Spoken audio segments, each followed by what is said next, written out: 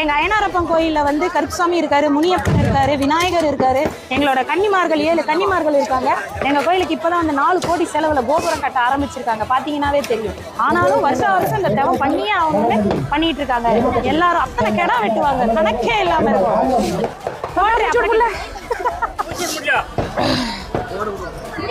இப்ப நம்ம பொங்கல் போடுறோம்.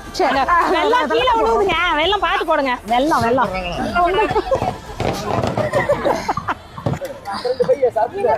வெள்ளத்தை வந்து நாங்க தேங்காய் வச்சுதான் நுணுக்குவோம்.